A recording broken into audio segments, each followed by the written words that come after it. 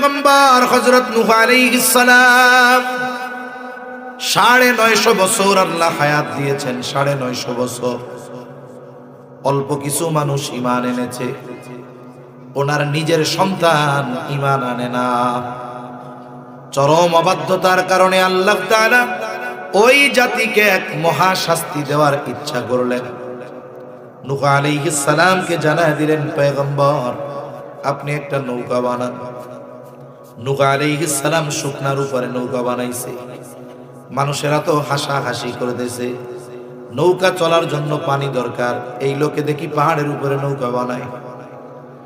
আল্লাহ রাব্বুল আলামিন নির্ধারিত সময়ে মহাপ্লাবনের খবর দিয়ে দিলেন। আল্লাহ তাআলা জানা দিলেন, যারা ঈমান এনেছে আপনি তাদেরকে নিয়ে নৌকায় চড়েন, আরোহণ করেন। সময়ের সাথে সাথে জমিন ফেটে পানি উদ্গীরণ হতে থাকলো, পানি বাড়তেছে। নূহ আলাইহিস সালাম শেষবারের মতো সন্তানকে বলে, সন্তান নৌকায় উঠো, তার মানে ঈমান আনো, নৌকায় উঠো। নূহ আলাইহিস সালাম চেষ্টায় কোনো ত্রুটি রাখেন নাই। সন্তান বলে, বাবা নৌকায় উঠবো না, তার মানে ঈমান আনবো না, আমি ওই উঁচু পাহাড়ের চূড়ায় চলে যাব, বন্যার পানি, প্লাবনের পানি আমাকে স্পর্শ করতে পারবে না। স্বাভাবিক প্লাবন, স্বাভাবিক বন্যা আর ওই বন্যা এক না। মুফাসসিরিনে কেরাম বলেন, গোটা পৃথিবীতে 1 ইঞ্চি জায়গা শুকনা ছিল না, গোটা পৃথিবী প্লাবিত হয়ে গেছে। নূহ আলাইহিস সালামের সন্তান ঈমান আনে নাই, কাফের, সেও মারা গেছে। কারণ নূহ আলাইহিস সালাম আল্লাহ তাআলার কাছে দোয়া করেছিলেন, ক্বালা নূহুর রাব্বি লা তাযার আলাল আরদি মিনাল কাফিরিনা দাইয়ারা।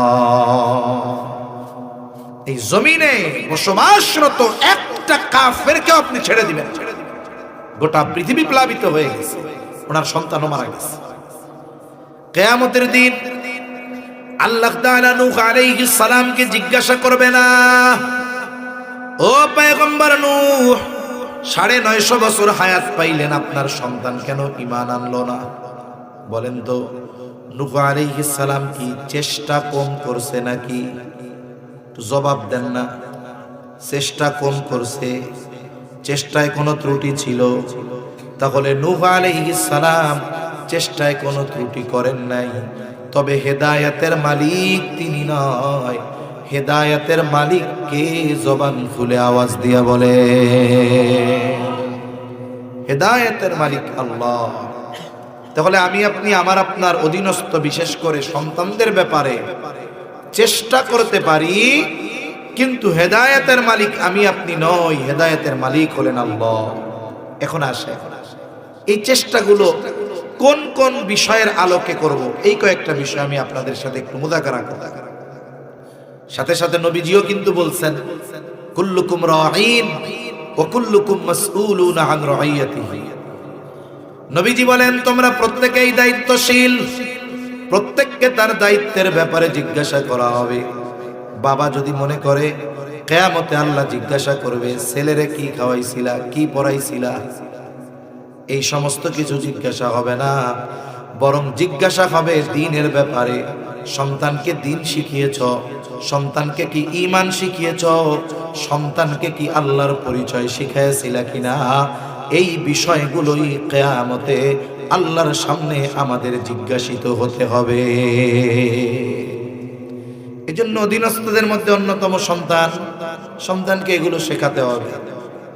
এখন আসুন, এই সন্তানের তারবিয়াত শুরু হয় কখন, কোন সময় থেকে শুরু? জেনারেল ধারণা বলে সন্তান যখন একটু বড় হবে ওই সময় থেকে তার তারবিয়াত শুরু, আদব আখলাক যা শেখানোর দরকার ওই সময় থেকে শেখাতে হবে।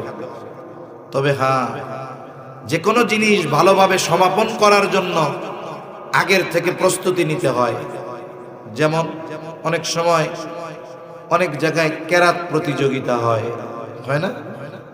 হামদ নাত প্রতিযোগিতা হয়, অথবা যারা স্কুলে পড়ে কিংবা মাদ্রাসায় অনেক সময় যখন কোনো আয়োজন হয়, অনুষ্ঠান হয়, ওস্তাদরা কি বলেন, এই তুমি একটা ইসলামী সঙ্গীত বলবা, তুমি একটা হামদ বলবা, তুমি একটা নাতে রাসূল সাল্লাল্লাহু আলাইহি ওয়াসাল্লাম বলবা, তুমি ওই সূরার এই কয়টা আয়াত একেবারে সুন্দর মতো তিলাওয়াত করবা। এখন মানুষের সামনে এগুলো করতে হবে, প্রতিযোগিতা হবে। বলেন তো হঠাৎ করে সেই কি একজন প্রতিযোগী নাতে রাসূল বলে দেয় নাকি? আমাদের সামনে একবার শোনানোর আগে হাজার হাজার বার প্র্যাকটিস করে যে কোনো জায়গায় ভুল হলো কিনা, উচ্চারণে অশুদ্ধ হলো কিনা। তাহলে কি বোঝা গেল? কোন আয়োজন যদি সুন্দরভাবে সমাপন করতে হয় এর প্রস্তুতি আগ থেকে নিতে হয়। যেমন এই যে আপনাদের আজকে ইসলামী যুব কল্যাণ পরিষদ ও এলাকাবাসীর উদ্যোগে আজকের এই আয়োজন মাহফিল, পোস্টারে দেওয়া আছে সময় দুপুর 2 ঘটিকা হতে মধ্যরাত পর্যন্ত। 2 ঘটিকা হতে মধ্যরাত, আমরা ধরলাম আয়োজনটা সর্বসাকুল্য 10 ঘন্টা হবে। 12টা পর্যন্ত যদি ধরেন কয় ঘন্টা? 10 ঘন্টা। বলুন তো এই 10 ঘন্টার আয়োজন সুন্দর করার জন্য প্রস্তুতি কি দুপুর 2টা থেকে শুরু হয়েছে না অনেক আগ থেকে? অনেক আগ থেকে। এই যে মাইকওয়ালা ভাইরা কত সুন্দর সাউন্ড সিস্টেম, ওনারা যদি চিন্তা করতেন আয়োজন তো দুপুর 2টা থেকে শুরু হবে, তাইলে ওনারাও দুপুর 2টার সময় মাইক টাইক সব নিয়ে মসজিদে আসলেন। এত সুন্দর প্যান্ডেল, সামিয়ানা, লাইটিং যারা করেছেন ওনারাও চিন্তা করলেন 2টার থেকে মাহফিল শুরু, তাইলে আমরাও বাঁশ, খুঁটি, সামিয়ানা, প্যান্ডেল যা আছে সব নিয়ে দুপুর 2টার সময় হাজির হব। এখন ওনারা যদি 2টায় আসতেন তাহলে এই আয়োজন এশার পরেও শুরু করা যাইতো। তার মানে দেখুন মাইকওয়ালাকে অনেক আগে বলা হয়েছে, প্যান্ডেলওয়ালা, লাইটিংওয়ালাদেরকে অনেক আগে বলা হয়েছে, যারা আলোচনা করবেন আলোচকদের অনেক আগে বলা হয়েছে।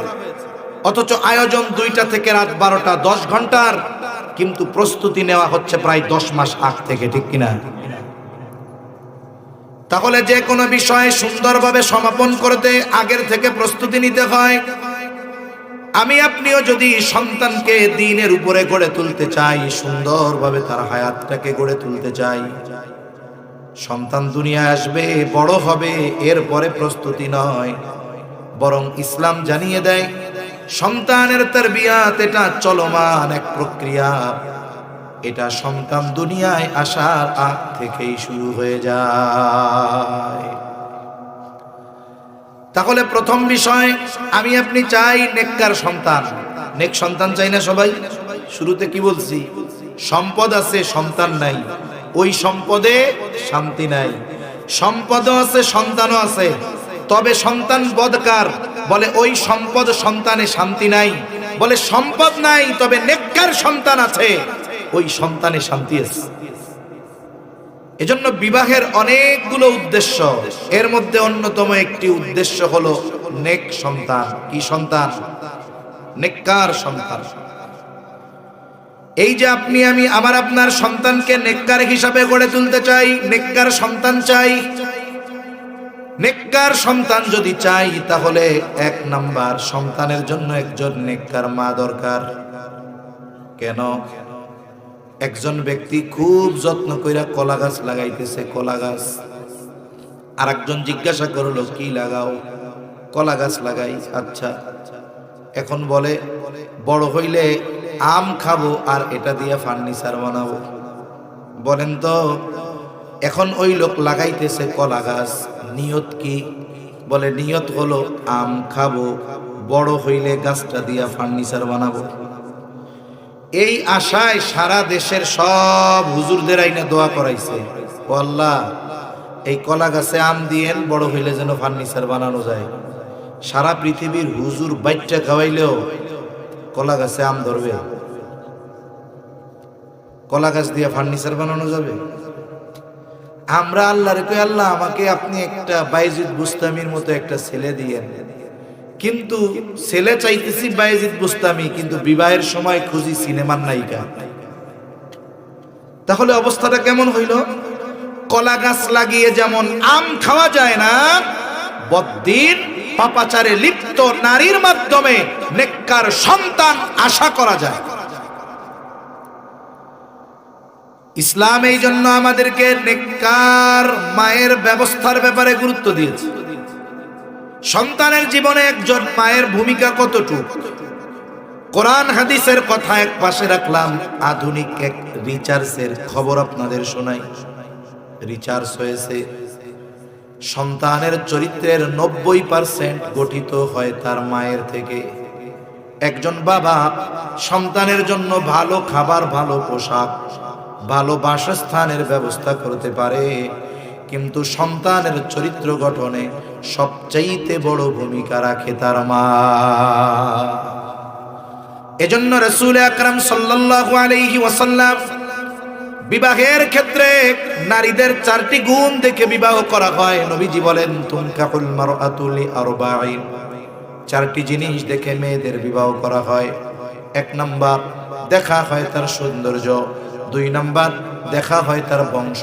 3 নাম্বার, দেখা হয় তার সম্পদ। 4 নাম্বার, দেখা হয় তার দিনদারিত্ব। তবে নবীজি সাল্লাল্লাহু আলাইহি ওয়াসাল্লাম দিনদারিত্বের ব্যাপারে বলেন, ফাযফার বিযাতিদ দ্বীন, তোমরা দিনকে প্রাধান্য দাও। তার মানে বাকি 3টা আছে, দেখতে সুন্দর, বংশ ভালো, টাকা পয়সা অনেক, কিন্তু দিনদারিত্বের মধ্যে কমতি, তাহলে সাবধান, ওই সৌন্দর্য, বংশ আর টাকার ফাঁদে পড়ো না। কিন্তু যদি ব্যতিক্রম হয়, মেয়েটা একটু শ্যামলা, বংশ অনেক উচ্চ নয়, বাবারও অনেক সম্পদ নাই, কিন্তু দিনদারিত্বের ক্ষেত্রে কোনো কমতি নাই, বিবাহ করে না, আশা করা যায় এই মায়ের গর্ভে আল্লাহ এমন সন্তান দিবে যেই সন্তান চক্ষু শীতলকরণের কারণ হয়ে যাবে।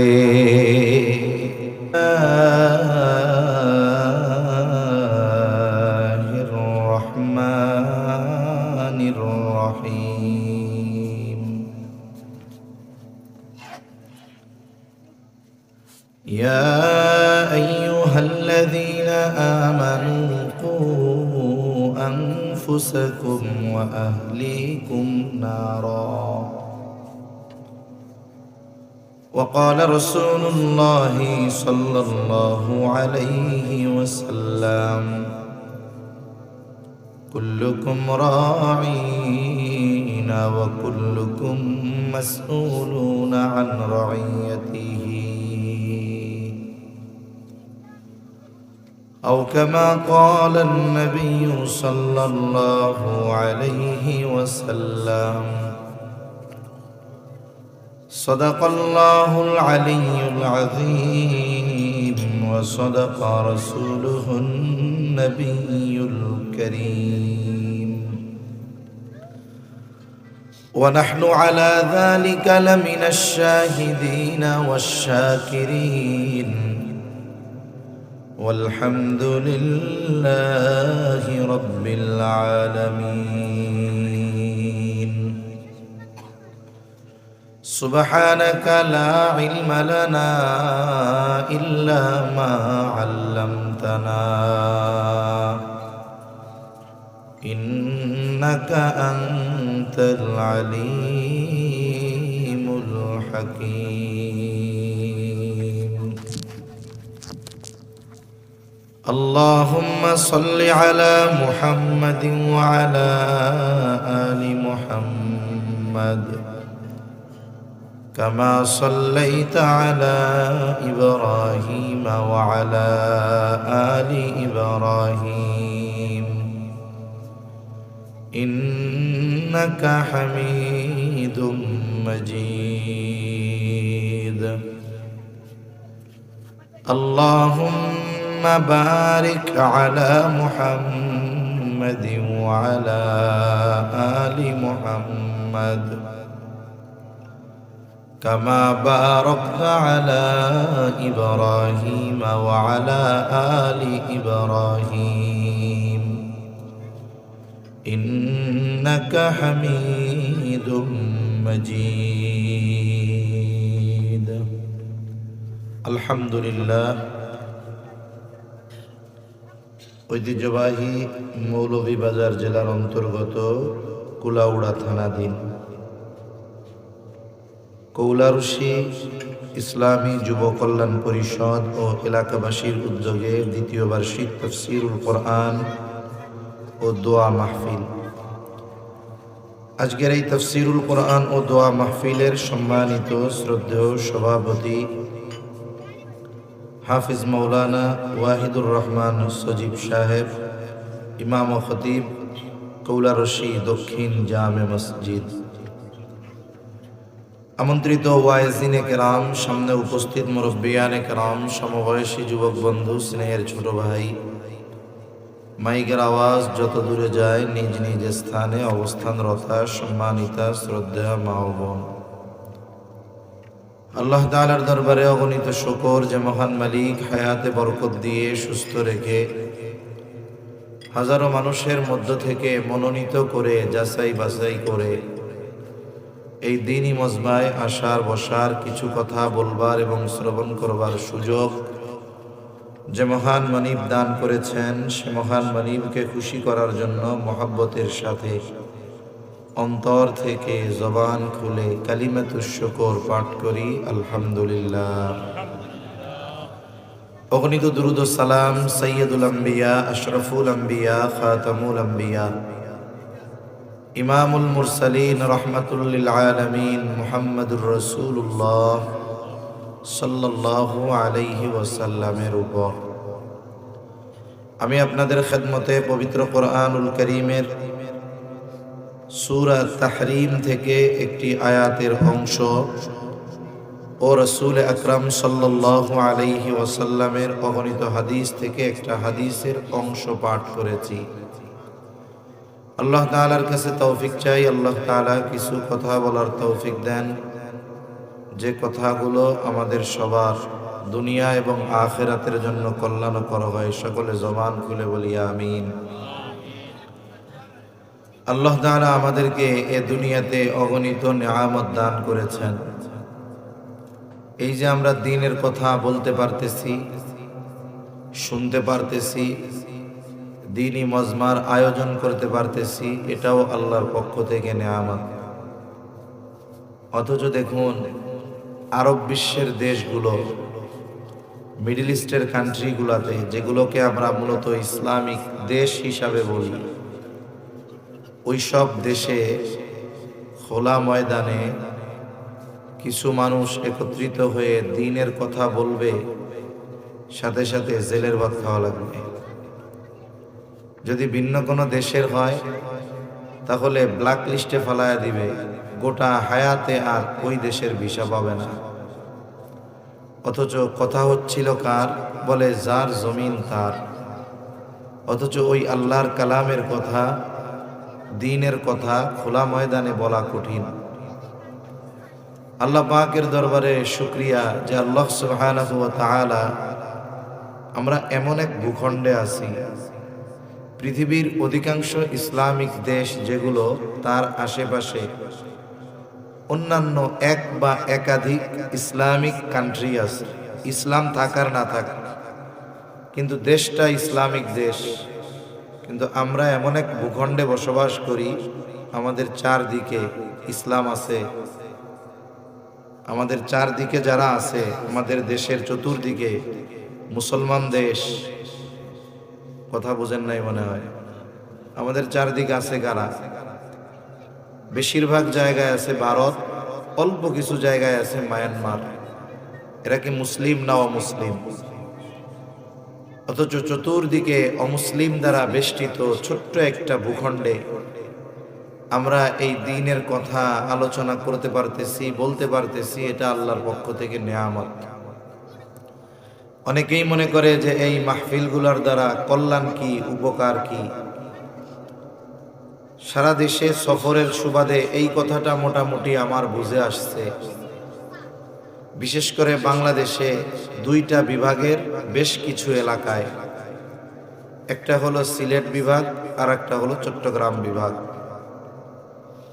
এই দুই বিভাগের বেশিরভাগ এলাকায়, আপনারা তো সিলেট বিভাগের মধ্যেই, যুবক, তরুণ এবং সাধারণ মানুষের মধ্যে দ্বীনের প্রতি যেই দরদ, দ্বীনের প্রতি যেই মহব্বত, ইসলামের প্রতি যেই মহব্বত, সারা বাংলাদেশের অন্যান্য জায়গার তুলনায় অনেক বেশি। সিলেট চট্টগ্রাম বিভাগে সবচাইতে বেশি যুবকেরা দ্বীনি কাজে অগ্রগামী।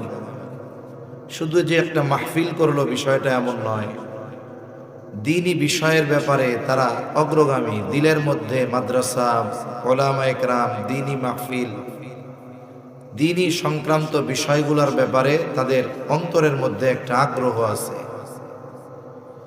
এজন্য আল্লাহ সুবহানাহু ওয়া তাআলা এই দুই বিভাগের মানুষগুলাকে আল্লাহ তাআলা জাগতিক দিক দিয়েও অনেক বরকত দান করেছেন।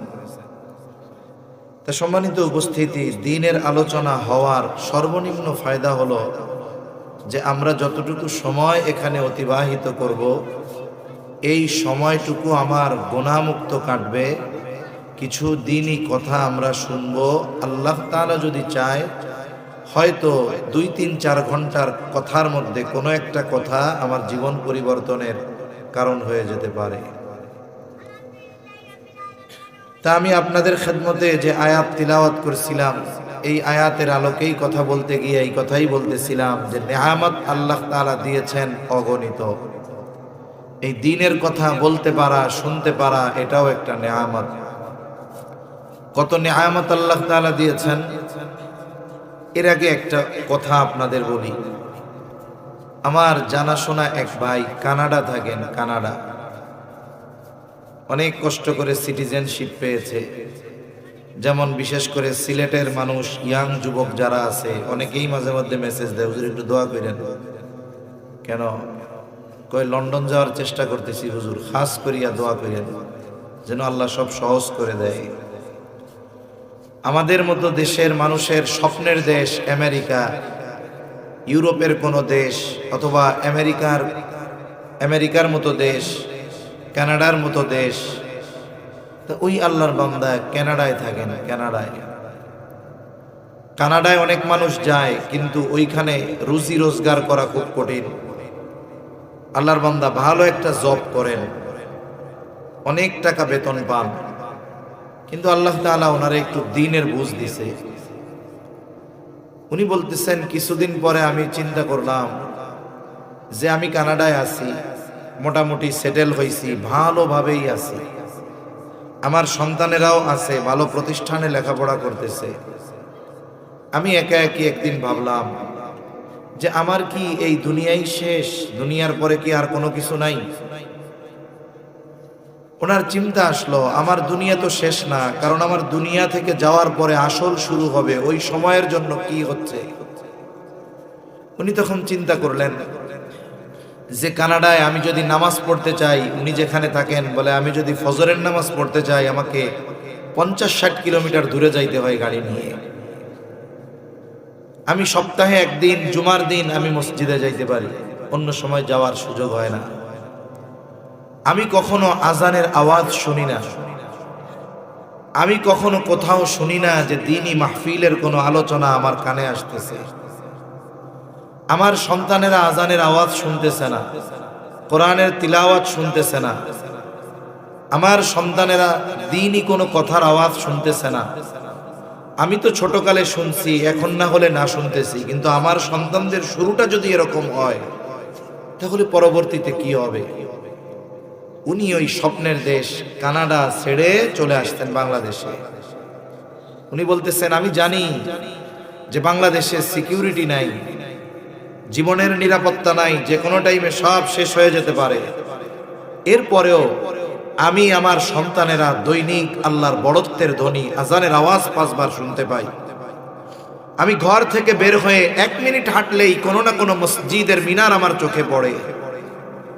আমি মাঝে মধ্যেই কিছু দ্বীনি আলোচনার আওয়াজ আমার মন না চাইলেও কানে চলে আসে।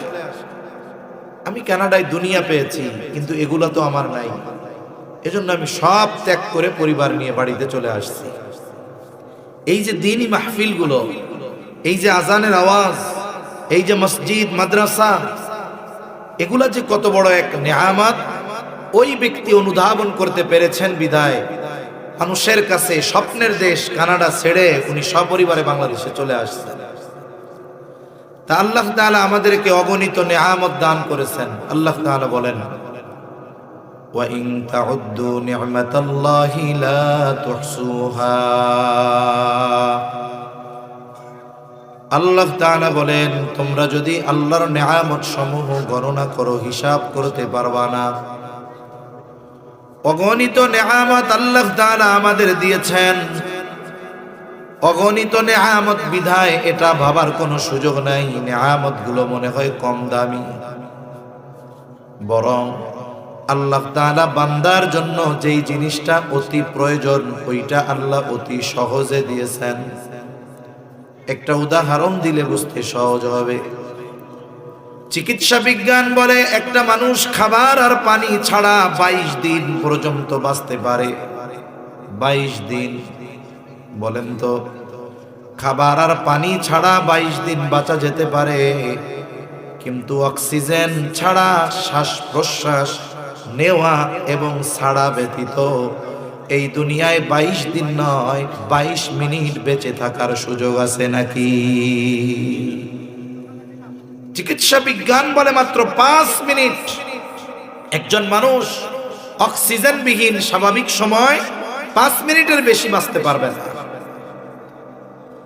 অথচ যেই খাবার পানি বিহীন 22 দিন বাঁচা যায়, ওই খাবার পানির জন্য মানুষের কত পেরেশান, কত চিন্তা, কত টেনশন, কত কষ্ট, কত ক্লেশ, কত পরিশ্রম ওই খাবারের জন্য। বলুন তো, যেই অক্সিজেন বিহীন 5টা মিনিট বেঁচে থাকা সম্ভব নয়, ওই অক্সিজেনের জন্য আমাদের কোনো পেরেশানি আছে নাকি? খাবার আমাকে আপনাকে দোকান থেকে কিনে আনতে হয়, এই জন্য পরিশ্রম করে পয়সা উপার্জন করতে হয়, এরপরে ওইগুলো আনতে হয়, রাখতে হয়, খাইতে হয়, কত ঝামেলা।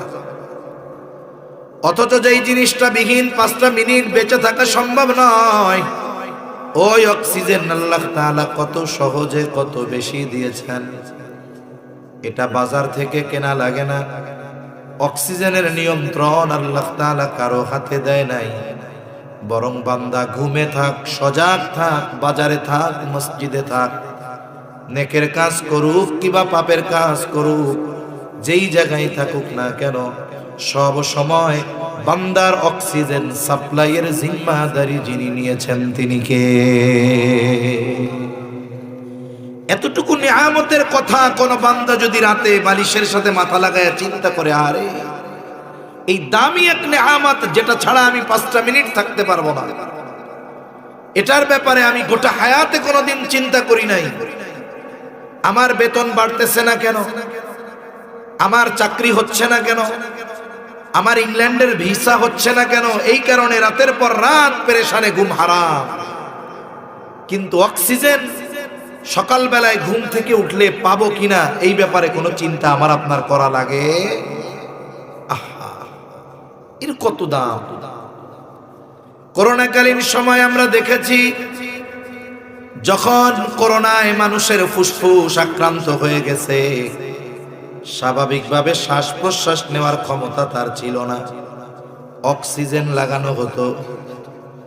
ঢাকার এমন অনেক হসপিটালে দেখেছি বিলের মধ্যে যে দৈনিক অক্সিজেন বিল প্রায় 1 লক্ষ টাকা হয়েছে। যদি বান্দাকে অক্সিজেন কিনে ব্যবহার করা লাগতো তাহলে বোঝা যাইতো এটার দাম কেমন। কিন্তু আল্লাহ তাআলা আমার আপনার জন্য অপরিহার্য এই বিষয়টা অতি সহজে দিয়েছেন বিধায় এই দামি নিয়ামতের মূল্য আমরা অনুধাবন করি না। অথচ দামি এক নিয়ামত আল্লাহ তাআলা এরকম দামি দামি নিয়ামত বান্দাকে বিনা চাওয়ায় বিনা টাকায় দিয়েছেন। আল্লাহ প্রদত্ত দামি নিয়ামত গুলার মধ্যে অন্যতম দামি এক নিয়ামত হলো সন্তান। সন্তান আল্লাহর পক্ষ থেকে নিয়ামত। যদি কোনো ব্যক্তির হাজার হাজার কোটি টাকা থাকে, হাজার হাজার কোটি টাকা, কিন্তু তার কোনো সন্তান নাই, যদি গিয়ে জিজ্ঞাসা করেন আর যদি বলেন ভাই হাজার হাজার কোটি টাকা না থেকে আল্লাহ তাআলা যদি জীবন চলার মতো সম্পদ দিতেন আর 2টা সন্তান দিতেন, আপনার কাছে কোনটা পছন্দনীয় হতো? চ্যালেঞ্জ দেওয়া যায় অধিকাংশ নয় বরং সবাই এই জবাবটাই দিবে। জীবন চলার মতো সম্পদ যদি থাকতো, আর যদি 2টা সন্তান থাকতো, আমার জন্য এটাই বেশি আনন্দের হতো। কেন? সে মারা যাবার পর আত্মীয় স্বজন, কাছের মানুষ, দূরের মানুষ, যে যা পায় সব ভাগবাটোয়ারা করে নিয়ে যাবে। আমাদের গ্রামের ভাষায় বলে যে বাতি বংশের বাতি জ্বালানোর লোক থাকবে না। যদি একটা সন্তান থাকে, 2টা সন্তান থাকে, আমি দুনিয়া থেকে যাবার পর আমার জন্য আল্লাহর কাছে দোয়া করবে, আমার বংশের বাতি জ্বালানোর লোক থাকবে। এই জন্য 1000 কোটি টাকা না থেকে আমারে যদি আল্লাহ 2টা নেককার সন্তান দিত আর জীবন চলার মতো সম্পদ দিত, এটাই আমার জন্য ভালো হতো। আবার যদি কোনো ব্যক্তির 1000 কোটি টাকা থাকে, সন্তানও আছে তবে বদকার, মাদকাসক্ত, অবাধ্য, পাপাচারে লিপ্ত, তাহলে ব্যক্তির টাকাও আছে, সন্তানও আছে, কিন্তু শান্তি নাই। কেন নাই? সন্তান মাদকাসক্ত, অবাধ্য। জানি না আপনাদের অঞ্চলে কারো আছে কিনা, যদি কারো ঘরে একটা মাদকাসক্ত সন্তান থাকে, ওই ঘরটা দুনিয়ার ছোটখাটো একটা জাহান্নামে পরিণত হয়ে যায়। একটা অবাধ্য মাদকাসক্ত সন্তান একটা পরিবারের শান্তি মুহূর্তের ভিতরে ধ্বংস করে দিতে পারে। তাহলে সম্পদ আছে, সন্তান নাই, বলে ওই সম্পদে শান্তি নাই। সন্তানও আছে, সম্পদও আছে, তবে ওই সন্তান অবাধ্য, বদকার, বলে ওই সম্পদ সন্তানে শান্তি নাই। কিন্তু এক আল্লাহর বান্দা, তার জীবন চলার মতো কোনো মতে সম্পদ আছে, কোনো মতে দিন যায়, কিন্তু আল্লাহ 2টা সন্তান দিয়েছে, নেককার সন্তান। আমি হাফেজ আলেম বলতেছি না, কিন্তু সন্তান নেককার, অথবা সন্তান হাফেজ আলেম, সন্তানগুলো সৎ চরিত্রবান। যদিও এই ব্যক্তির অঢেল সম্পদ নাই, কিন্তু সন্তানগুলো নেককার, দিনদার হওয়ার কারণে ওই ব্যক্তির অন্তরে শান্তি আছে না না? শান্তি এমন এক জিনিস, এটা টাকা দিয়ে কিনতে পাওয়া যায় না। সুখের সামগ্রী, সুখের আসবাব, এটা টাকা দিয়ে কেনা যায়। সুখ হলো আসবাবের সাথে সম্পৃক্ত, আর শান্তি হলো অন্তরের সাথে সম্পৃক্ত। যেমন শীত তো আস্তে আস্তে চলে যাচ্ছে, যখন প্রচন্ড গরম পড়ে, গরম থেকে বাঁচার জন্য কেউ ফ্যান লাগায়। ফ্যান, যার আর একটু টাকা পয়সা আছে, ফ্যানেও গরম কাটে না, সে এসি লাগায়। লাগাইছে 2 টন এসি লাগায় ফেলছে 150 স্কয়ার ফিট রুমের মধ্যে, বরফের মতো ঠান্ডা হয়ে যাবে যদি পরিপূর্ণ ঠান্ডা দিয়ে ছাইড়া দেয়। বলেন তো, যদি ওই লোকটার পরিবারের মধ্যে পারিবারিক অশান্তি থাকে, সন্তান যদি অবাধ্য থাকে, এই লোকটার এসি 2 টন না 30 টন দিয়েও তার দিল ঠান্ডা করা যাবে? এজন্য শান্তি অন্তরের সাথে সম্পৃক্ত, সুখ আসবাবের সাথে সম্পৃক্ত। শান্তি যদি থাকে, গরমে ফ্যান লাগবে না, শান্তির ঠেলায় ঘুম চলে আসবে। আর যদি শান্তি না থাকে, ঘুমের ট্যাবলেট খেয়ে আরামের বিছানায় একেবারে সাউন্ড প্রুফ রুমে এসি লাগাইয়াও ঘুম আসবে না। সন্তান হলো এইরকম এক শান্তির নেয়ামত, যদি ওই সন্তানকে যথাযথভাবে গড়ে তোলা যায়। সন্তান এমন এক নেয়ামত, এই সন্তানকে যদি দ্বীনের উপরে গড়ে তোলা যায়, এই সন্তান দুনিয়া আখিরাতে সম্মানের কারণ হয়ে যায়। আবার সন্তানকে যদি দ্বীনের উপরে গড়ে তোলা না যায়, সন্তান যদি বদকার হয়, মাদকাসক্ত হয়, পাপাচারে লিপ্ত হয়, দুনিয়া আখিরাত উভয় জাহানে ওই সন্তানের জন্য অপমান হওয়া লাগবে। এজন্য সন্তান দামি এক নেয়ামত। সাথে সাথে আল্লাহ তাআলা এই সন্তানকে বলেছেন আমানত। এই সন্তানকে কিভাবে আমি আপনি গড়ে তুলবো, এর নির্দেশনা আল্লাহ তাআলা দিয়েছেন। ইসলামী পরিভাষায় বলা হয় সন্তানের তারবিয়াত, সন্তানের প্রতিপালন নীতি, প্রতিপালন পদ্ধতি। ইসলাম এই বিষয়টা আমাকে শিখিয়েছে। আধুনিক পরিভাষায় বলে সন্তান লালন পালন, প্যারেন্টিং। কিভাবে সন্তানকে আমি গড়ে তুলব? প্রথম বিষয়, সন্তানকে দ্বীনের উপরে গড়ে তোলা।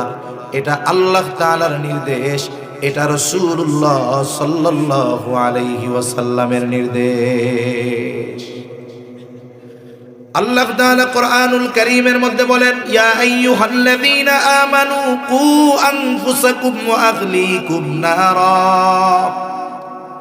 হে ঈমানদারেরা, নিজে জাহান্নামের আগুন থেকে বাঁচো, অধীনস্থদের বাঁচাও। আল্লাহ তাআলা ঈমানদারদেরকে উদ্দেশ্য করে আদেশ দিয়েছেন, দুইটা আদেশ। কয়টা? একটু জোরে বলেন, আরো জোরে বলেন, কয়টা? এক নাম্বার, নিজেকে জাহান্নাম থেকে বাঁচাও।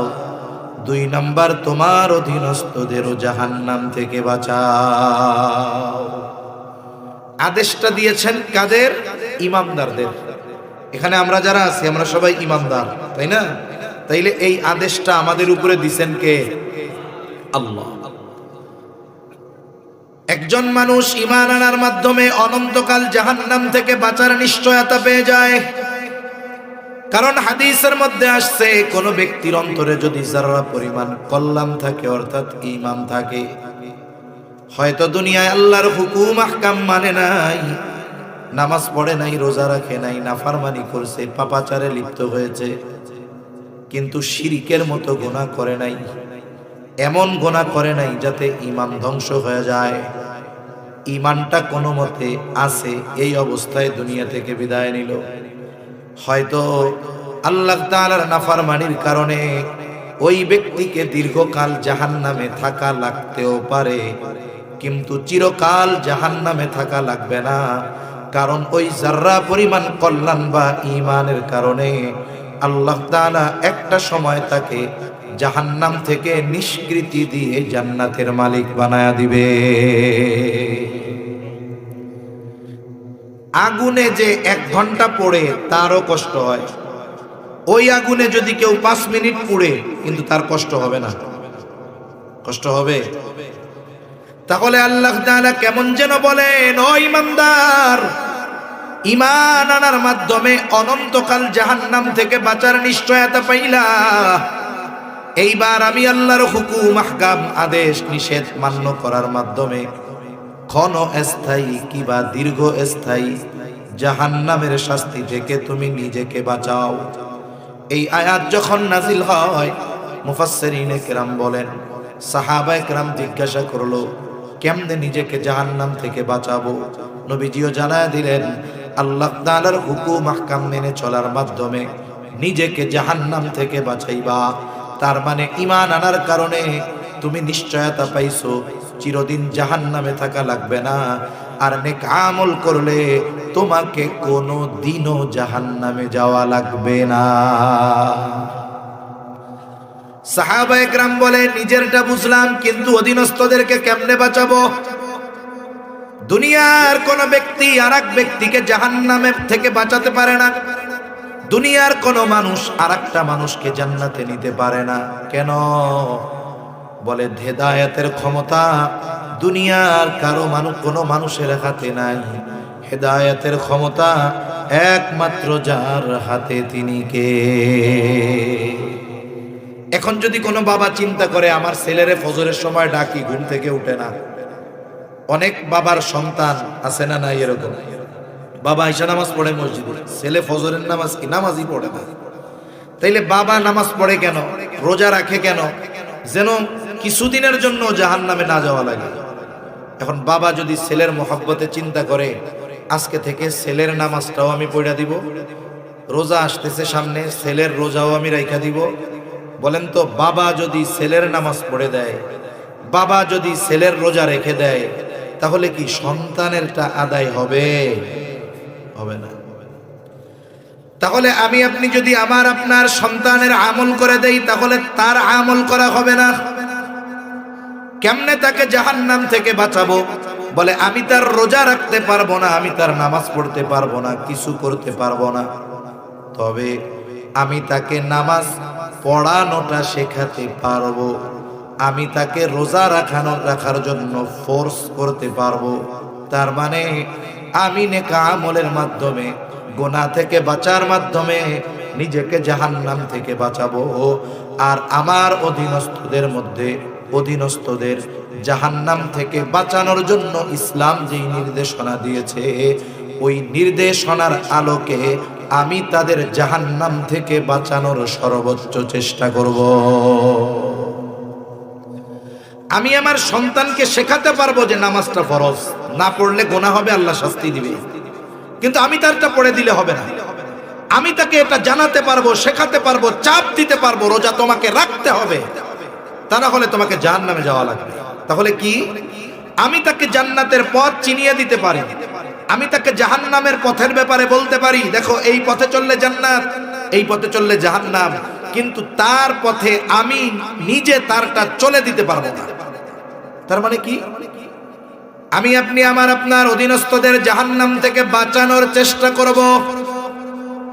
শরীয়ত প্রদর্শিত পদ্ধতিতে আমি আপনি যদি আপনার সন্তানকে জাহান্নাম থেকে বাঁচানোর চেষ্টা করি, চেষ্টায় যদি কোনো ত্রুটি না থাকে, আল্লাহ না করুন ওই সন্তান যদি কোনোদিন পাপাচারে লিপ্ত হয়ে যায়, কিয়ামতের দিন আল্লাহ তাআলার সামনে আমাকে আপনাকে জবাবদিহিতার কাঠগড়ায় দাঁড়ানো লাগবে না।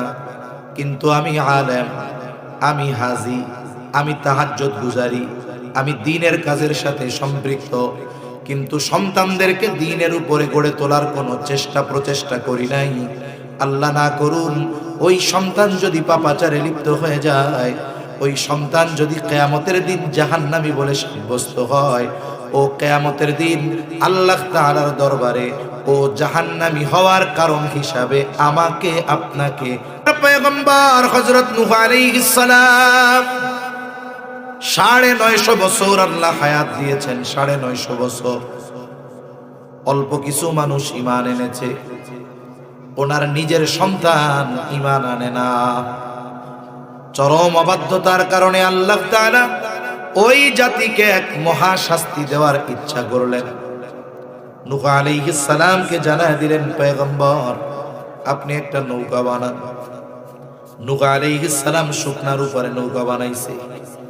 মানুষেরা তো হাসাহাসি করে দিয়েছে, নৌকা চলার জন্য পানি দরকার, এই লোকে দেখি পাহাড়ের উপরে নৌকা বানায়।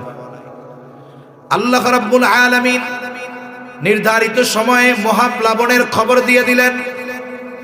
আল্লাহ তাআলা জানায় দিলেন, যারা ঈমান এনেছে আপনি তাদেরকে নিয়ে নৌকায় চড়েন, আরোহণ করেন। সময়ের সাথে সাথে জমিন ফেটে পানি উদ্গীরণ হতে থাকলো, পানি বাড়তেছে। নূহ আলাইহিস সালাম শেষবারের মতো সন্তানকে বলে, সন্তান নৌকায় উঠো, তার মানে ঈমান আনো, নৌকায় উঠো। নূহ আলাইহিস সালাম চেষ্টায় কোনো ত্রুটি রাখেন নাই। সন্তান বলে, বাবা নৌকায় উঠবো না, তার মানে ঈমান আনবো না, আমি ওই উঁচু পাহাড়ের চূড়ায় চলে যাব, বন্যার পানি, প্লাবনের পানি আমাকে স্পর্শ করতে পারবে না। স্বাভাবিক প্লাবন, স্বাভাবিক বন্যা আর ওই বন্যা এক না। মুফাসসিরিনে কেরাম বলেন, গোটা পৃথিবীতে 1 ইঞ্চি জায়গা শুকনা ছিল না, গোটা পৃথিবী প্লাবিত হয়ে গেছে। নূহ আলাইহিস সালামের সন্তান ঈমান আনে নাই, কাফের, সেও মারা গেছে। কারণ নূহ আলাইহিস সালাম আল্লাহ তাআলার কাছে দোয়া করেছিলেন, ক্বালা নূহুর রাব্বি লা তাযার আলাল আরদি মিনাল কাফিরিনা দাইয়ারা। এই জমিনে বসবাসরত একটা কাফেরকে আপনি ছেড়ে দিবেন, গোটা পৃথিবী প্লাবিত হয়ে গেছে, ওনার সন্তানও মারা গেছে। কিয়ামতের দিন আল্লাহ তাআলা নূহ আলাইহিস সালামকে জিজ্ঞাসা করবে না, ও পয়গম্বর নূহ 950 বছর হায়াত পাইলেন, আপনার সন্তান কেন ঈমান আনলো না? বলেন তো, নূহ আলাইহিস সালাম কি চেষ্টা কম করছে নাকি? জবাব দেন না। চেষ্টা কম করছে, চেষ্টায় কোনো ত্রুটি ছিল? তাহলে নূহ আলাইহিস সালাম চেষ্টায় কোনো ত্রুটি করেন নাই, তবে হেদায়েতের মালিক তিনি নয়, হেদায়েতের মালিক কে? জবান খুলে আওয়াজ দিয়া বলে। হেদায়েতের মালিক আল্লাহ।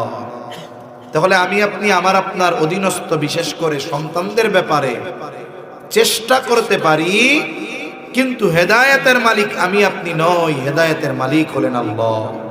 এখন আসে এই চেষ্টাগুলো কোন কোন বিষয়ের আলোকে করব, এই কয়েকটা বিষয় আমি আপনাদের সাথে একটু মুযাকারা করব।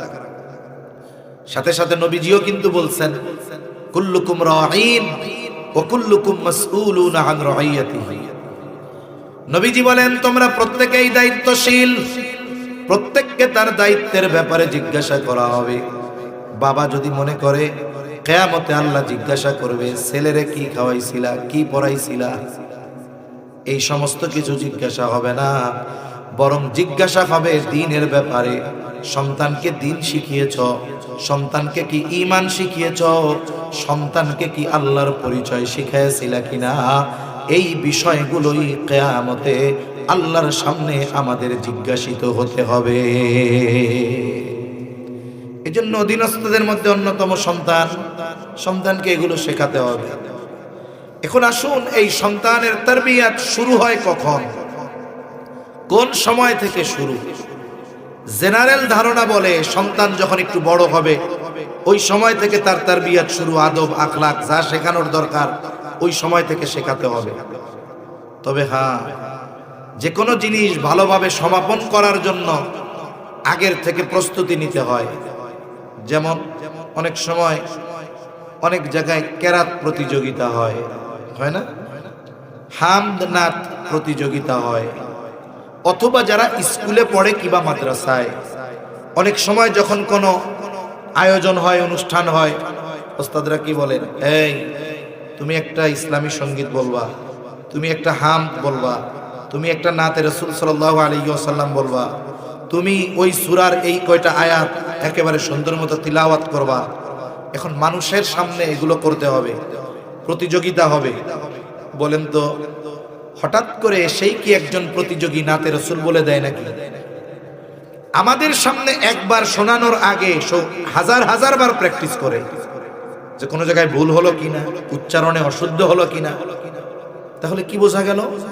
কোন আয়োজন যদি সুন্দরভাবে সমাপন করতে হয় এর প্রস্তুতি আগ থেকে নিতে হয়।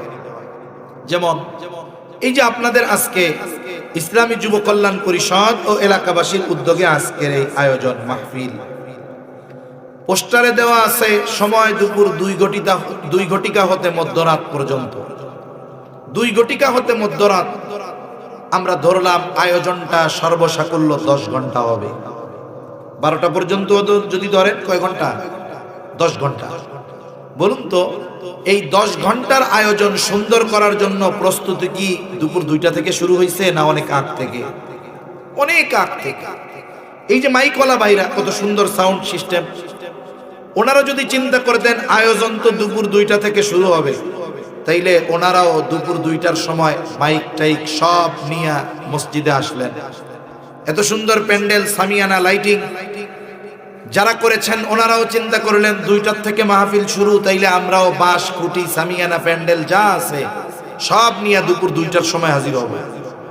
এখন ওনারা যদি 2টায় আসতেন তাহলে এই আয়োজন এশার পরেও শুরু করা যাইতো। তার মানে দেখুন, মাইকওয়ালাকে অনেক আগে বলা হয়েছে, প্যান্ডেলওয়ালা, লাইটিংওয়ালাদেরকে অনেক আগে বলা হয়েছে, যারা আলোচনা করবেন আলোচকদের অনেক আগে বলা হয়েছে। অথচ আয়োজন 2টা থেকে রাত 12টা, 10 ঘন্টার, কিন্তু প্রস্তুতি নেওয়া হচ্ছে প্রায় 10 মাস আগ থেকে, ঠিক কিনা? তাহলে যে কোনো বিষয় সুন্দরভাবে সমাপন করতে আগের থেকে প্রস্তুতি নিতে হয়। আমি আপনিও যদি সন্তানকে দ্বীনের উপরে গড়ে তুলতে চাই, সুন্দরভাবে তার হায়াতটাকে গড়ে তুলতে চাই, সন্তান দুনিয়ায় আসবে, বড় হবে, এরপরে প্রস্তুতি নয়, বরং ইসলাম জানিয়ে দেয় সন্তানের তারবিয়াত এটা চলমান এক প্রক্রিয়া, এটা সন্তান দুনিয়ায় আসার আগ থেকেই শুরু হয়ে যায়। তাহলে প্রথম বিষয়, আমি আপনি চাই নেককার সন্তান। নেক সন্তান চাই না সবাই? শুরুতে কি বলছি? সম্পদ আছে, সন্তান নাই, ওই সম্পদে শান্তি নাই। সম্পদও আছে, সন্তানও আছে, তবে সন্তান বদকার, বলে ওই সম্পদ সন্তানে শান্তি নাই। বলে সম্পদ নাই তবে নেককার সন্তান আছে, ওই সন্তানে শান্তি আছে। এজন্য বিবাহের অনেকগুলো উদ্দেশ্য, এর মধ্যে অন্যতম একটি উদ্দেশ্য হলো নেক সন্তান। কি সন্তান? নেককার সন্তান। এই যে আপনি আমি আমার আপনার সন্তানকে নেককার হিসাবে গড়ে তুলতে চাই, নেককার সন্তান চাই। নেককার সন্তান যদি চাই তাহলে এক নাম্বার সন্তানের জন্য একজন নেককার মা দরকার। কেন? একজন ব্যক্তি খুব যত্ন কইরা কলা গাছ লাগাইতেছে, কলা গাছ। আর একজন জিজ্ঞাসা করলো কি লাগাও? কলা গাছ লাগাই। আচ্ছা, এখন বলে বড় হইলে আম খাবো আর এটা দিয়ে ফার্নিচার বানাবো। বলেন তো, এখন ওই লোক লাগাইতেছে কলা গাছ, নিয়ত কি? বলে নিয়ত হলো আম খাবো, বড় হইলে গাছটা দিয়া ফার্নিচার বানাবো। এই আশায় সারা দেশের সব হুজুরদের আইনা দোয়া করাইছে, ও আল্লাহ এই কলা গাছে আম দিয়েন, বড় হইলে যেন ফার্নিচার বানানো যায়। সারা পৃথিবীর হুজুর বাইটটা খাওয়াইলেও কলা গাছে আম ধরবে? কলা গাছ দিয়ে ফার্নিচার বানানো যাবে? আমরা আল্লাহরে কই, আল্লাহ আমাকে আপনি একটা বাইজিদ বুস্তামির মতো একটা ছেলে দিয়েন। কিন্তু ছেলে চাইতেছি বাইজিদ বুস্তামি, কিন্তু বিবাহের সময় খুঁজি সিনেমার নায়িকা। তাহলে অবস্থাটা কেমন হইল? কলা গাছ লাগিয়ে যেমন আম খাওয়া যায় না, বদ্দিন পাপাচারে লিপ্ত নারীর মাধ্যমে নেককার সন্তান আশা করা যায়। ইসলাম এই জন্য আমাদেরকে নেককার মায়ের ব্যবস্থার ব্যাপারে গুরুত্ব দিয়েছে। সন্তানের জীবনে একজন মায়ের ভূমিকা কতটুকু, কোরআন হাদিসের কথা এক পাশে রাখলাম, আধুনিক এক রিসার্চের খবর আপনাদের শোনাই। রিসার্চ হয়েছে সন্তানের চরিত্রের 90% গঠিত হয় তার মায়ের থেকে। একজন বাবা সন্তানের জন্য ভালো খাবার, ভালো পোশাক, ভালো বাসস্থানের ব্যবস্থা করতে পারে, কিন্তু সন্তানের চরিত্র গঠনে সবচাইতে বড় ভূমিকা রাখে তার মা। এজন্য রাসূল আকরাম সাল্লাল্লাহু আলাইহি ওয়াসাল্লাম বিবাহের ক্ষেত্রে নারীদের 4টি গুণ দেখে বিবাহ করা হয়। নবীজি বলেন তুনকাহুল মারআতু লিআরবাঈন, 4টি জিনিস দেখে মেয়েদের বিবাহ করা হয়। 1 নাম্বার দেখা হয় তার সৌন্দর্য, 2 নাম্বার দেখা হয় তার বংশ, 3 নাম্বার দেখা হয় তার সম্পদ, 4 নাম্বার দেখা হয় তার দিনদারিত্ব। তবে নবীজি সাল্লাল্লাহু আলাইহি ওয়াসাল্লাম দিনদারিত্বের ব্যাপারে বলেন ফাযফার বিযাতিদ্দীন, তোমরা দিনকে প্রাধান্য দাও। তার মানে বাকি 3টা আছে, দেখতে সুন্দর, বংশ ভালো, টাকা পয়সা অনেক, কিন্তু দিনদারিত্বের মধ্যে কমতি। তাহলে সাবধান, ওই সৌন্দর্য, বংশ আর টাকার ফাঁদে পড়ো না। কিন্তু যদি ব্যতিক্রম হয়, মেয়েটা একটু শ্যামলা, বংশ অনেক উচ্চ নয়, বাবারও অনেক সম্পদ নাই, কিন্তু দিনদারিত্বের ক্ষেত্রে কোনো কমতি নাই, বিবাহ করে নাও। আশা করা যায় এই মায়ের গর্ভে আল্লাহ এমন সন্তান দিবে, যেই সন্তান চক্ষু শীতলকরণের কারণ হয়ে যাবে। চেহারার সৌন্দর্য, এটারে তো আমরা এখন প্রাধান্য দেই বেশি। আমাদের মুরব্বী যারা, এনারা কিন্তু বংশের বিষয়টা প্রাধান্য দেয়, যে কোন বংশের মেয়ে, কোন বংশের ছেলে, কারণ বংশের একটা প্রভাব আছে। আর এখনকার জেনারেশন বংশ দেখে না, আগে দেখে চেহারা ভালো নেই, দেখতে সুন্দর দেখা যায় কিনা, এরপরে বাকি কিছু থাক আর না থাক অসুবিধা নেই। অথচ নবীজি বলেন দিনদারিত্বকে প্রাধান্য দাও, দিনদারিত্বকে প্রাধান্য দাও।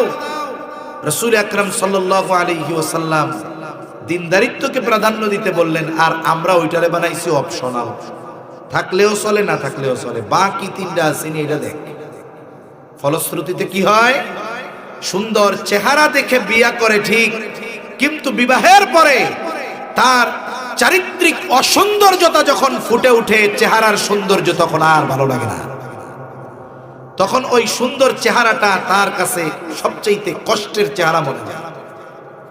এজন্য চারিত্রিক সৌন্দর্য এটা মানুষকে শান্তি দিতে পারে। চেহারার সৌন্দর্য এটা সাময়িকভাবে মানুষের থাকে, এক সময় বিনষ্ট হয়ে যায়। মনে করেন এই সময় যেই নারী পৃথিবীর সবচাইতে সুন্দরী, কে সুন্দরী সেটা আমার জানা নেই, যেই সুন্দরী হোক তার অসুস্থতা বেশি না, এক সপ্তাহ যদি ডায়রিয়া হয় ওই বিশ্ব সুন্দরীর দিকে আর তাকানো যাবে না। তাকানো যাবে টানা একটানা যদি 7 দিন ডায়রিয়া হয়, তাহলে কি হলো? অসুস্থতা তার সৌন্দর্যকে ধ্বংস করে দিল। আবার আজকে যিনি ষোড়শী যুবতী, অনেক সুন্দরী দেখতে, 18-20 বছর বয়স, তার বয়স যখন 50 হবে, 60 হবে, বৃদ্ধ হয়ে যাবে, চুল পেকে যাবে, চোখ কোটরের মধ্যে চলে যাবে, চামড়া ঝুলে যাবে, তার মানে বার্ধক্যের কারণে চেহারার সৌন্দর্য নষ্ট হয়ে যায়।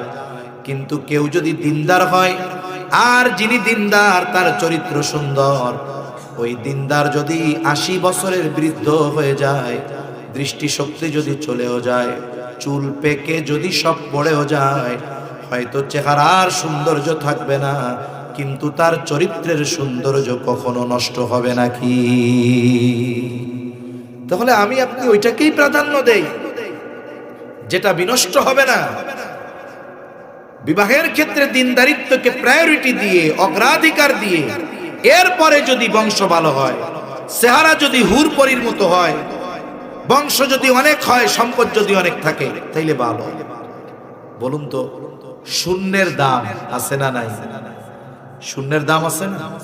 যদি শূন্যের বামে সংখ্যা থাকে, এখন শূন্যের বামে কোনো সংখ্যা নাই, আপনি যদি 1 লাখ শূন্য দেন, এটা গণনার মধ্যে পড়বে। কিন্তু যদি বামে একটা সংখ্যা থাকে, যদি 1ও থাকে, এরপরে যত শূন্য বাড়াবেন তত এটার মান বাড়বে।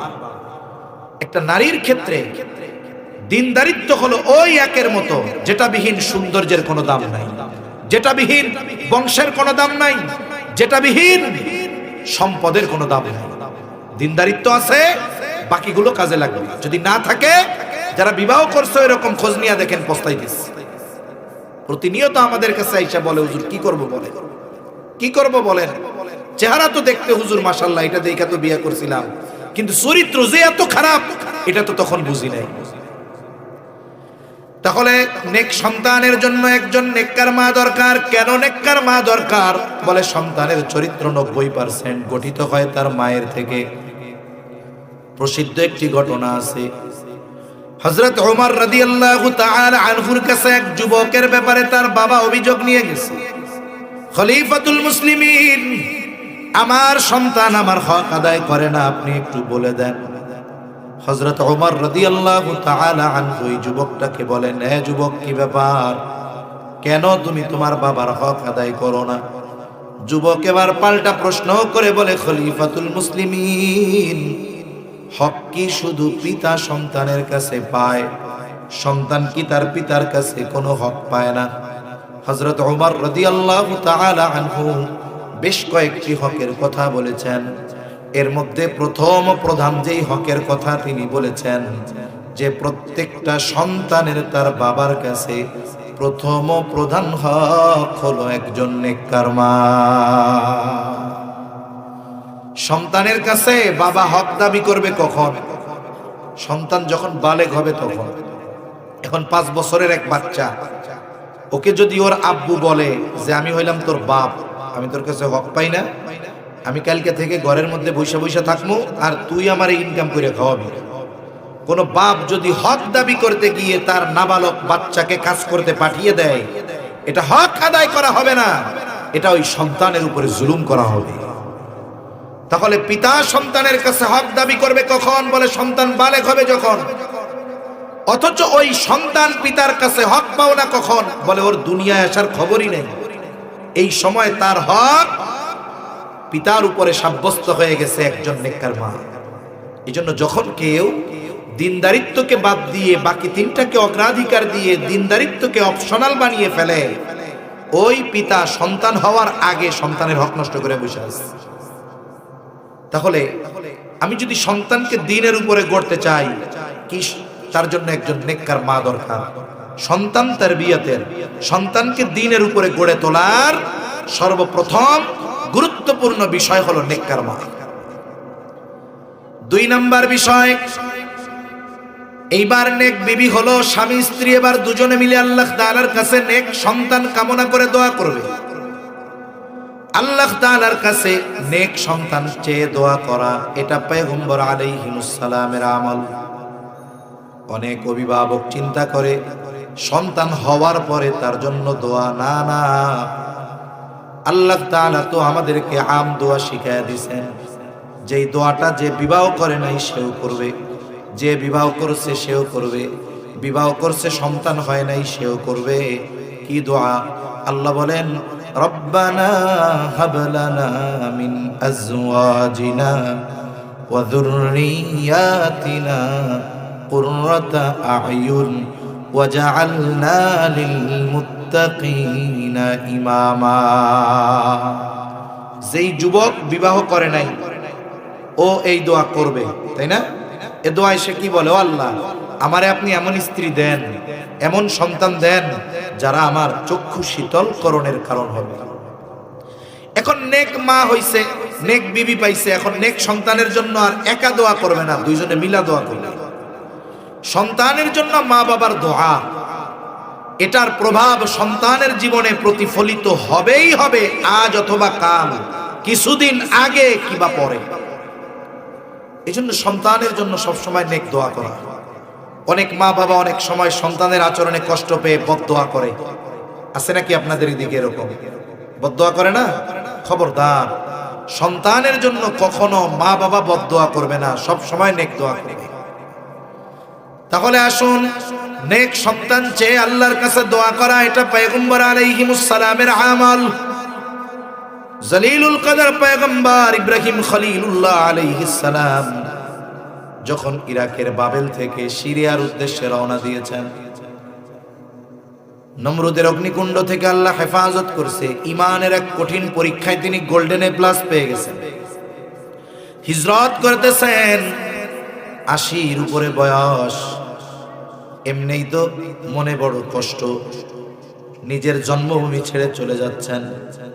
একটু আগে পরীক্ষায় পাস, গোল্ডেন এ প্লাস, আবার মুসাফির, আবার মুসলিম মিল্লাতের পিতা। আল্লাহ তাআলার কাছে তিনি দোয়া করলেন, রব্বি হাবলি মিনাস সালিহিন, ও রব, আমাকে একজন নেককার সন্তান দেন। ইব্রাহিম আলাইহিস সালাম শুধু সন্তান চান নাই, নেককার সন্তান চেয়েছেন। এই জন্য আমরাও আল্লাহর কাছে যদি সন্তান প্রার্থনা করি, শুধু সন্তান চাইব না, আমরা আল্লাহ তাআলার কাছে নেককার সন্তান চাইব। মুফাসসিরিনে কেরাম বলেন, এই আয়াতে এটাও বোঝা যায় যে আল্লাহ তাআলার কাছে ইব্রাহিম আলাইহিস সালাম ছেলে সন্তান চেয়ে দোয়া করেছে। ছেলে সন্তান চাওয়া, মুফাসসিরিনে কেরাম বলেন, এটাও ইব্রাহিম আলাইহিস সালামের আমল। তবে আল্লাহর কাছে চাইলাম ছেলে, আল্লাহ যদি চায় মেয়ে, দেওয়ার ক্ষমতা আল্লাহর আছে না নাই? জোরে বলেন, আছে না নাই? আমাদের দেশে অবস্থা কি? যদি ছেলে চাইছে আল্লাহর কাছে, মেয়ে হইলে বেজার হয়ে যায়। দুনিয়ার বিজ্ঞান যা বলে বলে, চিকিৎসা বিজ্ঞান বলে ছেলে মেয়ে হওয়ার কিছু কারণ আছে, সব কারণ একদিকে ফালান, মূল কারণ হলো কোনটা হবে না হবে ফয়সালা কার? জোরে বলেন, কার? আল্লাহ তাআলা কোরআনে বলেন, ইয়াহাবু লিমান ইয়াশাউ ইনাসাও ওয়া ইয়াহাবু লিমান ইয়াশাউ যুকুর আও ইউযাউযুহুম যুকরানাও ওয়া ইনাসা ওয়া ইয়াজআলু মান ইয়াশাউ আকিমা। আল্লাহ তাআলা বলেন, তিনি যাকে চান তাকে মেয়ে দেন, যাকে চান তিনি ছেলে দেন, যাকে চান তিনি উভয়টাই দেন, আবার যাকে চান তিনি কোনোটাই দেন না। তাহলে ছেলে হওয়া মেয়ে হওয়া, উভয়টা হওয়া কিবা না হওয়া, সব কিছুর নিয়ন্ত্রণ কার হাতে? আরো জোরে বলেন, কার হাতে? আমি আল্লাহর কাছে চাইলাম ছেলে, আল্লাহ তাআলা দিলেন মেয়ে, রাগ হওয়া যাবে নাকি?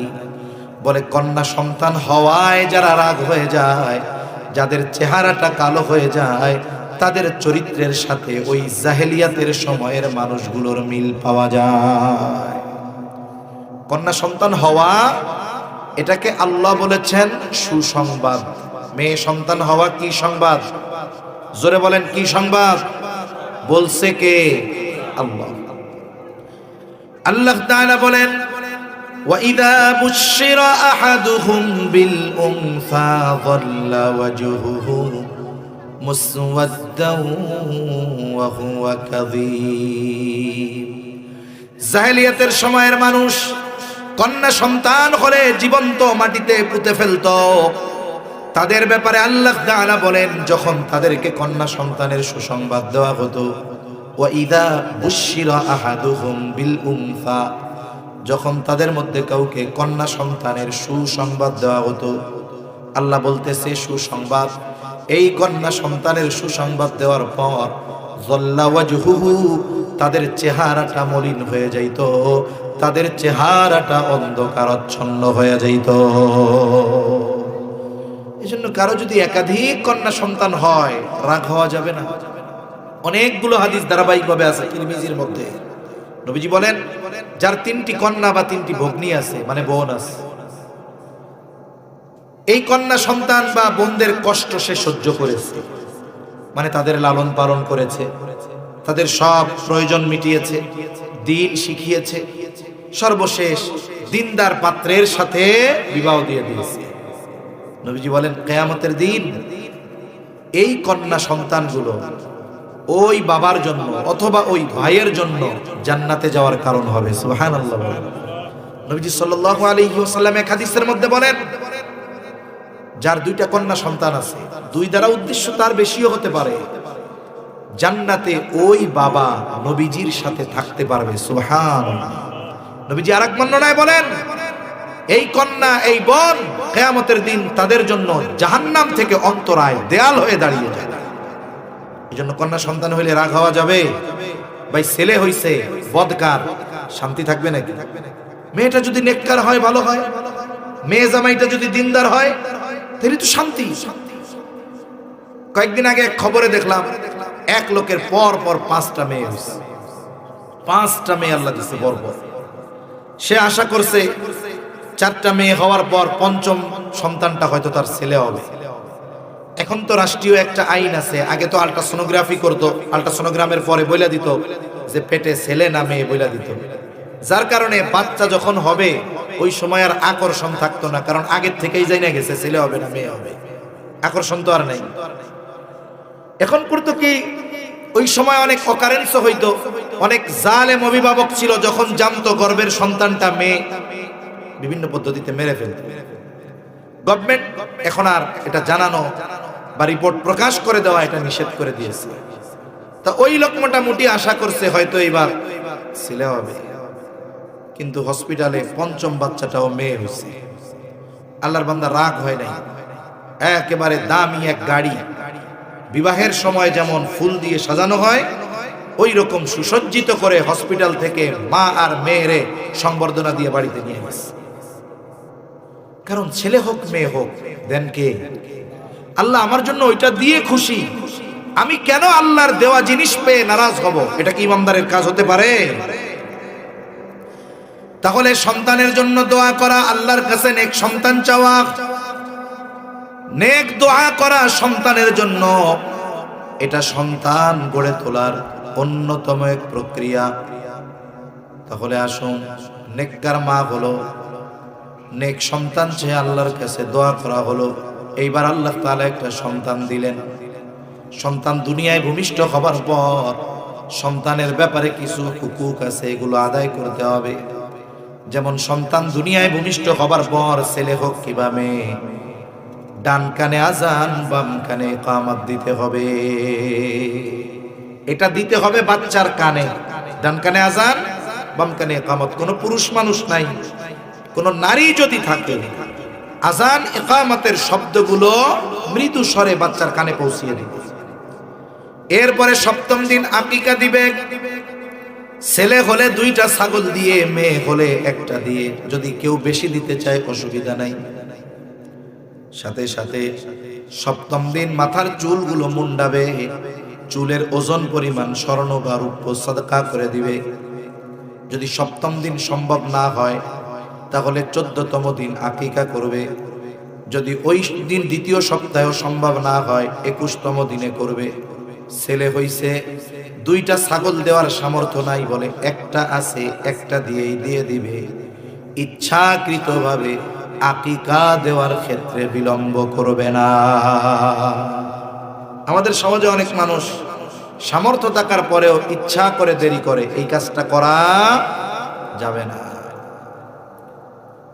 নামটা সুন্দর নাম রাখতে হবে, যেই নাম ধর্মীয় পরিচয় বহন করে। আমাদের দেশে অধিকাংশ সময় আমরা ডাক নাম যেটা রাখি এইটার মধ্যে মুসলমানিত্ব খুঁজে পাওয়া যায় না। এই জন্য আমরা ডাক নামটা ভালো রাখবো তো ইনশাআল্লাহ।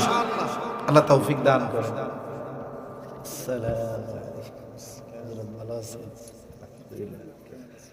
আলহামদুলিল্লাহ, আলহামদুলিল্লাহ। আচ্ছা, মাশাআল্লাহ, হযরত চলে আসছে, কথা শেষ, মূল কথার দিকে যাই। এই হুকুকগুলো আদায় করলাম, এরপর একটু বড় হইল। আল্লাহর আদেশ কি ছিল? নিজে বাঁচো, অধীনস্থদের বাঁচাও। আমরা শুধু সন্তানের ব্যাপারে বলতেছিলাম যে তার মানে কি, সন্তানকে জাহান্নাম থেকে বাঁচাও। সন্তানের নামাজ আমি পড়লে হবে না, রোজা রাখমি রাখলে হবে না, তার গুনার থেকে বাঁচাটা আমি বাঁচলে হবে না, তারে বাঁচাইতে হবে। এগুলার জন্য কি দরকার? তাহলে 1 নাম্বার, সন্তান একটু বড় হবার পর তাকে ঈমান শেখাতে হবে। এর মধ্যে অনেক কথা।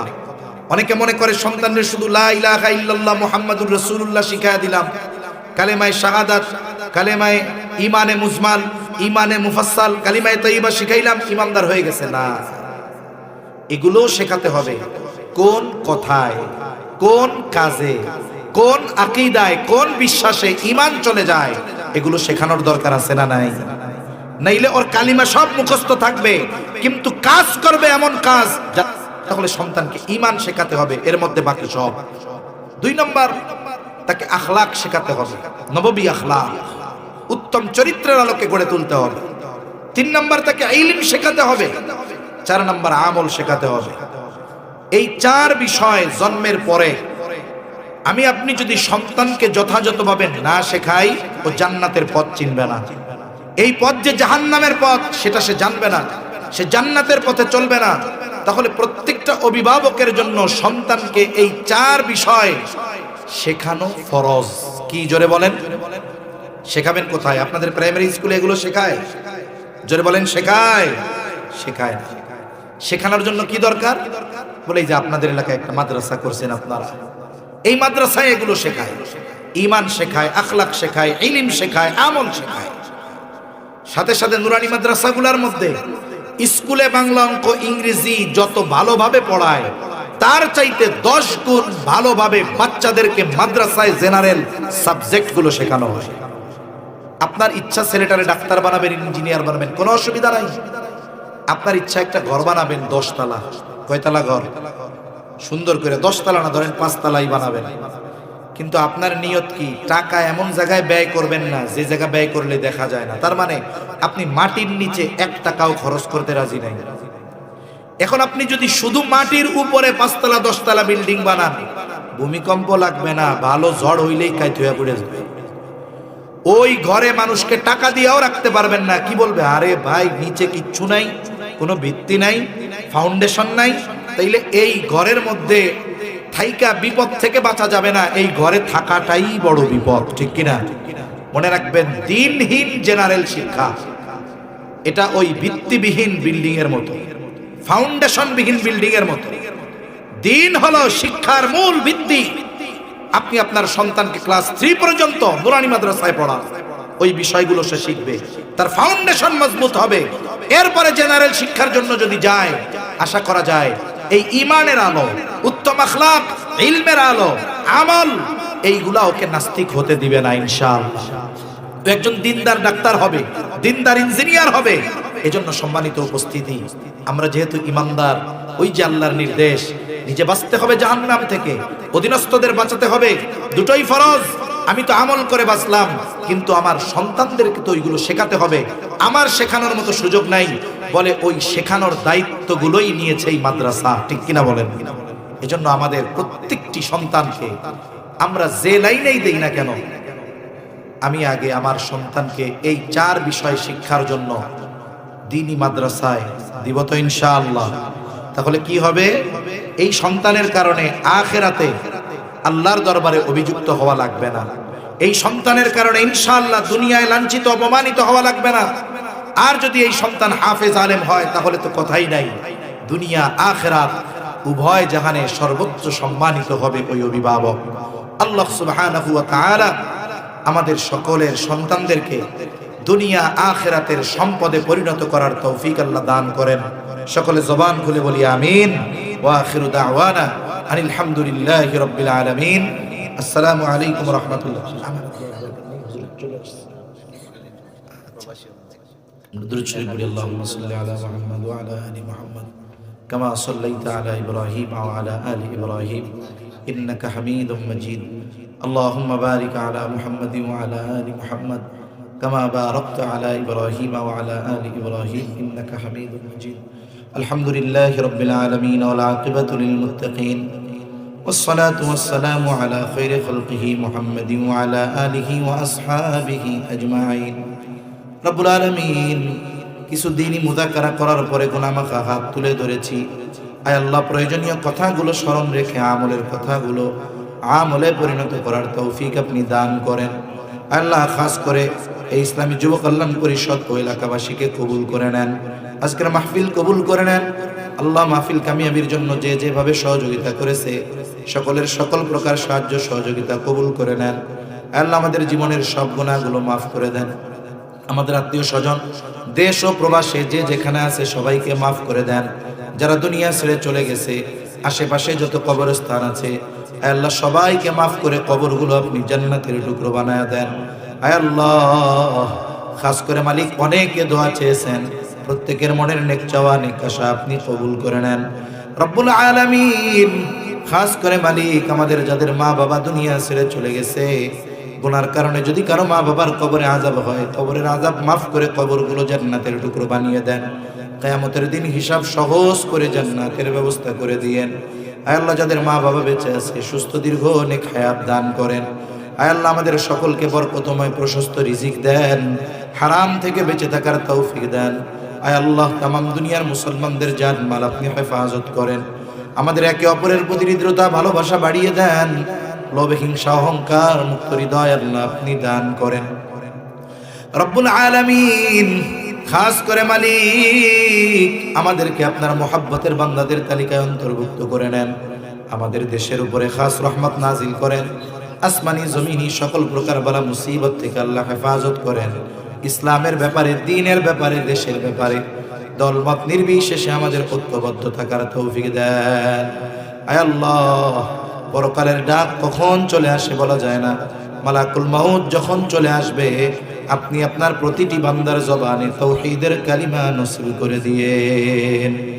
রব্বানা হাব লানা মিন আজওয়াজিনা ওয়া যুররিয়াতিনা কুররাতা আ'য়ুন ওয়াজআলনা লিল মুত্তাকিনা ইমামা রব্বিরহামহুমা কামা রব্বায়ানি সগীরা রব্বিরহামহুমা كما ربياني صغيرا وصلى الله تعالى على خير خلقه محمد وعلى آله وأصحابه أجمعين آمين برحمتك يا أرحم الراحمين.